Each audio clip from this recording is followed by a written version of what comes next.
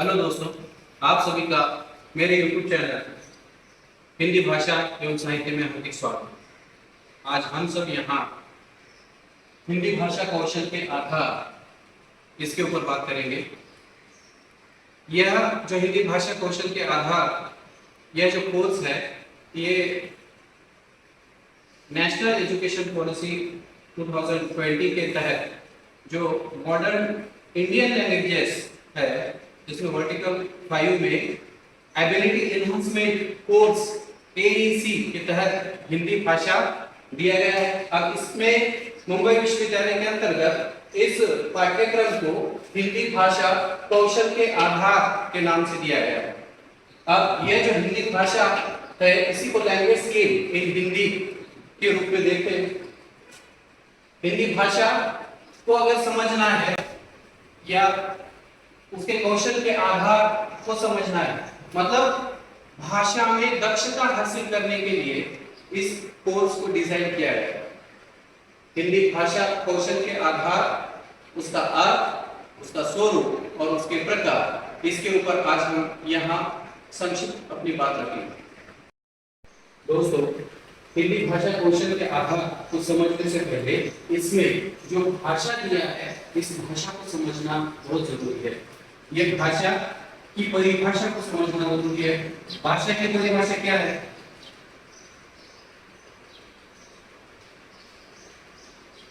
सार्थक ध्वनि प्रतीकों की वह व्यवस्था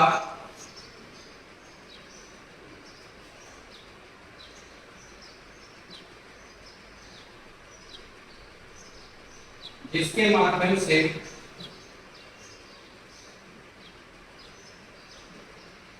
दो व्यक्ति आपस में अपने विचारों का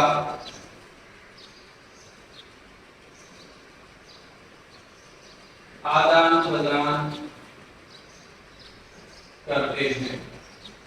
अब भाषा की यदि यह परिभाषा को हम लोग समझे तो भाषा क्या है? भाषा सार्थक ध्वनि प्रतीकों की वह व्यवस्था है।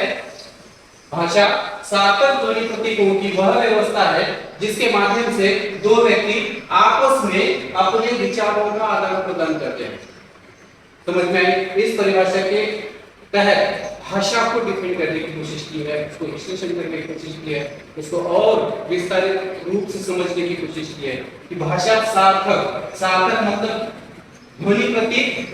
कुछ ध्वनियां निरर्थक भी होती हैं, हमारे मुख से बहुत सारी ध्वनियां ऐसी निकलती हैं जिसका कोई अर्थ नहीं होता। अब जो अर्थ दी हुई ध्वनियां है, उसे ही भाषा, मतलब हमारे मुख से ऐसी ध्वनियां निकले जिसका कोई न कोई अर्थ हो, जिसका कोई न कोई मतलब हो, वही भाषा के तहत समझी जाती है। सार्थक ध्वनि प्रतीकों की वह व्यवस्था है। सार्थक ध्वनि प्रतीकों की व्यवस्था क्या है? भाषा है, जिसके माध्यम से व्यक्ति अपने विचारों का आदान प्रदान करता है। एक तो परिभाषा हम इसके तहत समझेंगे। दूसरी परिभाषा कि भाषा अभिव्यक्ति का, भाषा अभिव्यक्ति का सबसे सशक्त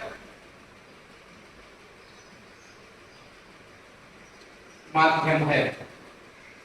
अब इस परिभाषा का मतलब क्या है कि भाषा अभिव्यक्ति का सबसे सशक्त माध्यम है। इन दो परिभाषाओं के ऊपर हम लोग बात करेंगे और भाषा किसे कहा जाता है इसको समझने की कोशिश करेंगे। अब इसमें जो पहली परिभाषा थी जिसमें कहा जा रहा है कि भाषा क्या है?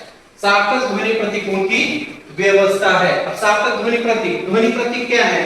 अब ध्वनि प्रतीक को समझने के लिए थोड़ी सी आइए इस भाषा की व्यवस्था को समझने के लिए थोड़ा सा व्याकरण और अर्थात में समझना पड़ेगा। अब क्या है? स्वर, वर्ण, शब्द, पद, वाक्य और प्रोक्ति। इसको समझिए। अब ये व्यवस्था को समझ रहे हैं, भाषा की व्यवस्था याद रखिए, भाषा की व्यवस्था। अब ये भाषा की व्यवस्था कैसे चलती है?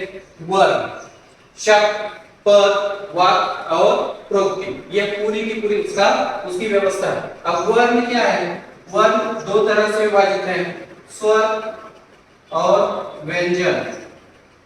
स्वर और व्यंजन का मिला जुला रूप वर्ण कहलाता है और इन वर्णों का समूह शब्द कहलाता है। शब्द की परिभाषा क्या है? वर्णों का समूह शब्द कहलाता है। स्वर, स्वर हम सभी को स्वर पता है, अ, आ, ई, उ। इसके अंतर्गत आप लोग समझते हैं, आप लोगों को पता है कि इनको स्वर कहा जाता है। और व्यंजन क्या है? व्यंजन का अस्तित्व स्वरों के बगैर नहीं होता, या जो होता भी है तो उसे हलन व्यंजन कहा जाता है। मतलब इसके अंतर्गत स्वर नहीं है। अब इसमें अगर स्वर आएगा तो ये पूरा मुकम्मल क्या हो जाएगा? क बन जाएगा। अब ये स्वर इस व्यंजन के अंतर्गत आया तब जाकर वह क बना। मतलब क्या है? यह व्यंजन इस स्वरों में, यह स्वर इन व्यंजनों में आते हैं और फिर यह व्यंजन बनता है। और ये स्वर और व्यंजन मिलकर वर्ण बनते हैं, एक वर्ण बनता है। वर्ण का समूह शब्द कहलाता है, शब्दों का समूह पद कहलाता है। या ये पद जब वाक्य में प्रयुक्त होते हैं तो फिर मतलब शब्द जब वाक्य में प्रयुक्त होते हैं तो पद कहलाता है। पदों का वह समूह या शब्दों का वह समूह वाक्य कहलाता है। वाक्यों का वह समूह प्रोक्ति कहलाता है। प्रोक्ति का, प्रोक्ति जिसे हम लोग पैराग्राफ के तहत भी समझ सकते हैं, और प्रोक्ति एक पूरी किताब भी हो सकती है। तो ये क्या है? कहने का मतलब यहाँ यह है कि यह भाषा की व्यवस्था है। मतलब यहाँ जो कहा गया था कि सार्थक ध्वनि प्रतीकों की वह व्यवस्था, मतलब जिसमें स्वर व्यंजन का मिला जुला वर्ण रूप, फिर मात्रा वर्णों का समूह शब्द, शब्दों का समूह जो वाक्य में प्रयुक्त होता है पद, फिर पद और शब्द इनके समूहों को वाक्य, फिर वाक्य का समूह पूरी किताब या प्रोक्ति हो सकता है। मतलब क्या? ये पूरी की पूरी व्यवस्था है। और यह व्यवस्था इन ध्वनि प्रतीकों की व्यवस्था को ही क्या किया जाता है?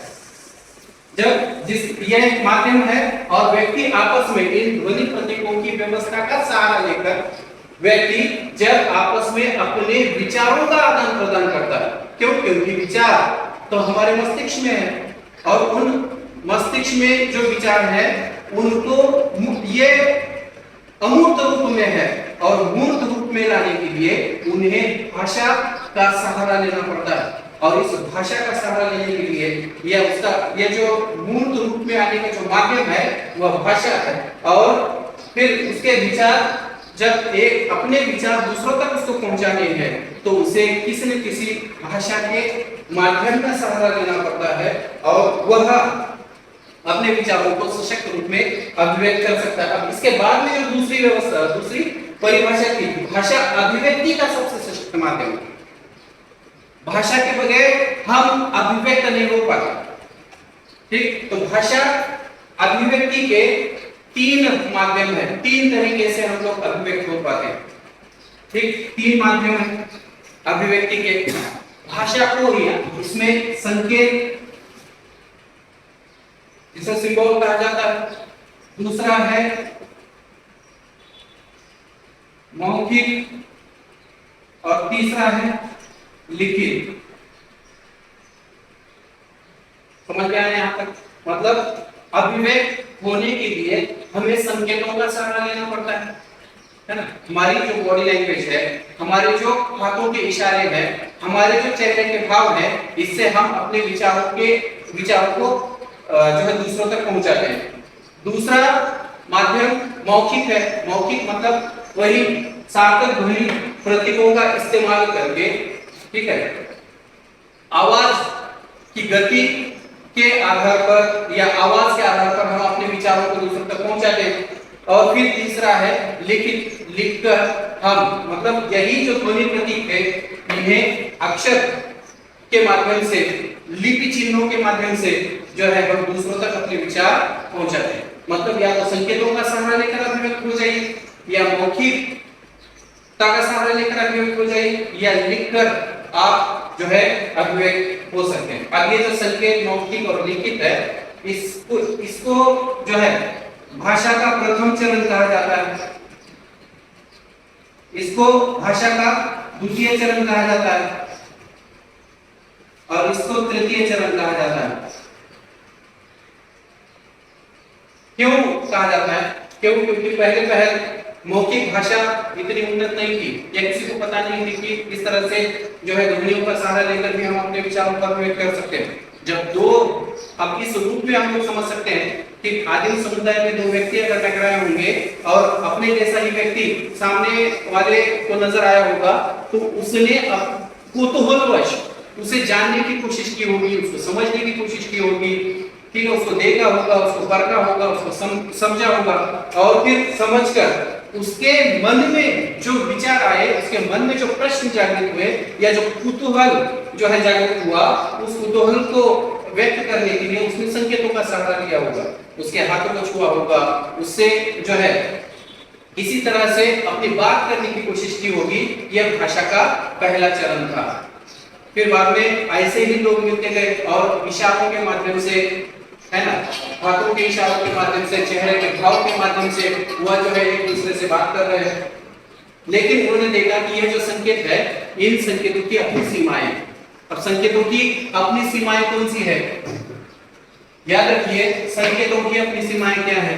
कि संकेतों में दो व्यक्ति आमने सामने होना जरूरी है, या तो कम से कम अपने आंखों की इतनी दूरी पर होना जरूरी है कि उन संकेतों को पढ़ा जा सके।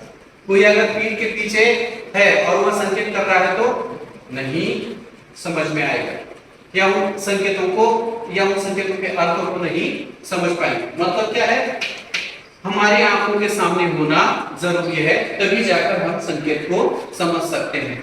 अब ये जो भाषा का पहला चरण था संकेत, इसकी अपनी सीमाएं थी, और इन सीमाओं से परे जाकर अब जैसे जैसे विकास हो गया, या सदी बीती, और सदी बीतने के बाद कुछ विद्वान लोग जो है एक जगह आ जाते हैं, है ना, चिंतन मनन करने वाले लोग एक जगह आ जाते हैं, और एक जगह आने के बाद वो सोचते हैं कि क्या किया जाए।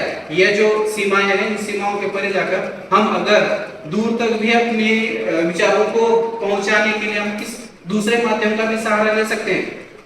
जंगल में रहते थे तो उन्होंने जंगलों में प्राणियों की आवाजों को सुना था, नदियों के झरनों को सुना था, झरनों की आवाजों को सुना था, है ना। तो जंगल में रहने के बाद में ये जो अलग अलग तरह की आवाजें उन्होंने सुनी थी, तो उसके तहत किस प्रकार से कोई अगर हमला होता है तो फिर प्राणी किस प्रकार से, जंगली प्राणी किस प्रकार से आवाजें निकालते हैं, खुशी के समय में किस प्रकार से वो आवाजें निकालते हैं, ये उन्होंने देखा था। मतलब गुस्से में आवाजें अलग निकलती है, खुशी के समय में आवाजें अलग निकलती है। तो हम भी क्यों ना इस प्रकार से मौखिकता का सहारा लेकर, है ना, या आवाजें निकालकर अभिव्यक्ति कर पाए। और इसीलिए फिर अब अगर ये जो ट्रांसफर हो रहा था ना, एक पहले चरण से दूसरे चरण में जो हम लोग जा रहे थे, वो एकाएक महीने 2 महीने की बात नहीं है, ये पूरी की पूरी एक सदी बीत जाती है। सदी बीत जाने के बाद में फिर मौखिकता का सहारा लिया जाता है। कुछ ध्वनि प्रतीक गढ़े जाते हैं, उन प्रतीकों के अर्थ गढ़े जाते हैं, और फिर जो है बोलकर बात करके अभिव्यक्त होने की कोशिश की जाती है। दोस्तों, यही भाषा का द्वितीय चरण है, भाषा का दूसरा चरण।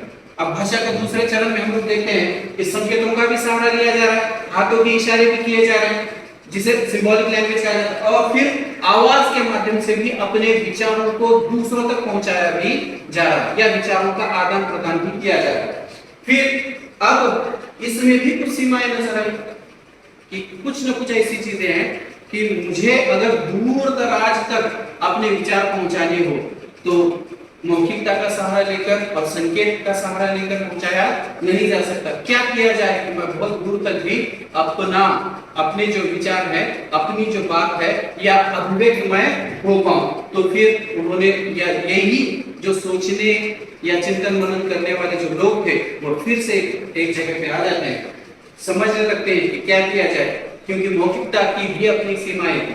मौखिकता की क्या सीमाएं थी कि जिस तरह से संकेत आंखों के सामने या उतनी दूरी तक होना चाहिए कि संकेतों को पढ़ा जा सकता है, ठीक उसी प्रकार से मौखिक भी कम से कम काम हो, क्योंकि ये आवाज से संबंधित है, तो हमको सुनाई दे इतनी दूरी पर होना चाहिए, तभी जाकर हम उसको समझ में मतलब उसके अर्थों को समझ सकते हैं। अगर हमें सुनाई ही नहीं दे रहा, सिर्फ उसका मुंह आवाज मतलब गिर रहा है, लेकिन सामने वाले तक उसका आवाज नहीं पहुंच पा रहा है, तो वह उसके अर्थों को ठीक से समझ नहीं पाएगा और फिर भ्रमित हो जाएगा या अर्थ का अनर्थ हो जाएगा। और इस अर्थ के अनर्थ होने से अगर हमें बचना है तो फिर कुछ न कुछ नया माध्यम हमें खोजना पड़ेगा। इस प्रकार की बात जो है वापस में करते हैं और फिर लिपि चिन्हों का विकास होगा।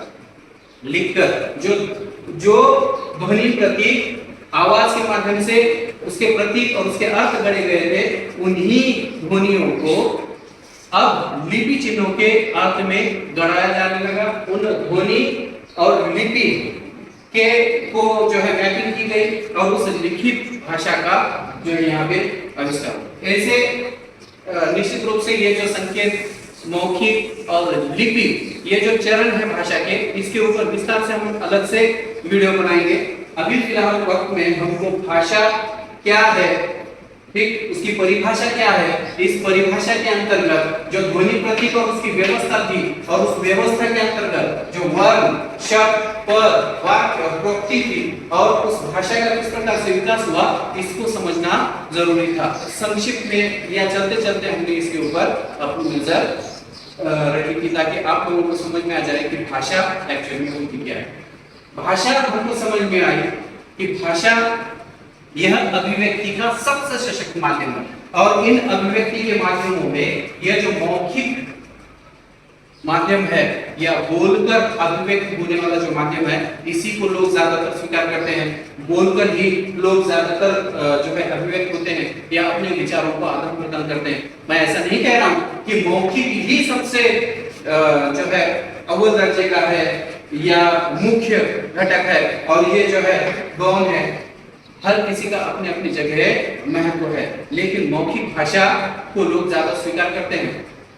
क्यों? क्योंकि इसमें वक्त की कमी है, इसमें जो है वक्त कम लगता है, समय भी बहुत कम लगता है, ठीक है। तो इसीलिए मौखिक भाषा को ही ज्यादा स्वीकार किया जाता है। अभिव्यक्ति का वह सबसे सशक्त माध्यम के रूप में मौखिक भाषा को समझा जाता है। इसके बाद में भाषा को यदि हम लोग समझ गए,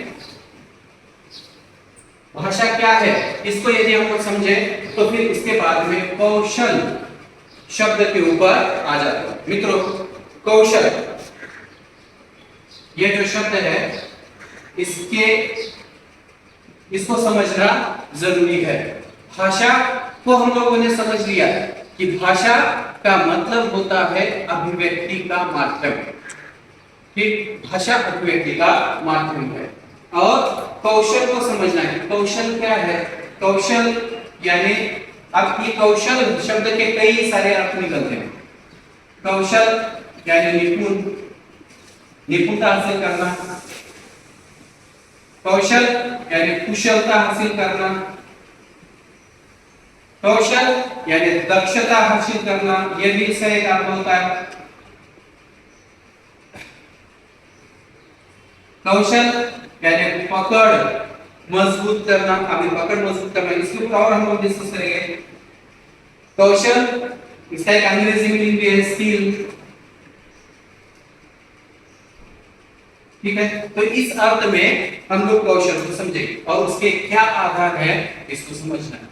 तो ये जो कौशल है, कौशल यानी निपुणता हासिल करना, किसी भी वस्तु में जो है निपुणता हासिल करना यानी कौशलों का विकास करना, किसी भी चीज में कुशलता हासिल करना, किसी भी जो है चीज में दक्षता हासिल करना या अपनी पकड़ मजबूत करना या स्किल डेवलप करना ही कौशल कहलाता है। इसका मतलब ये भाषा में, इसमें आप देखिए यहाँ पे क्या है, हिंदी है। हिंदी भाषा कौशल के आधार, यही हमारा पाठ्यक्रम है ना।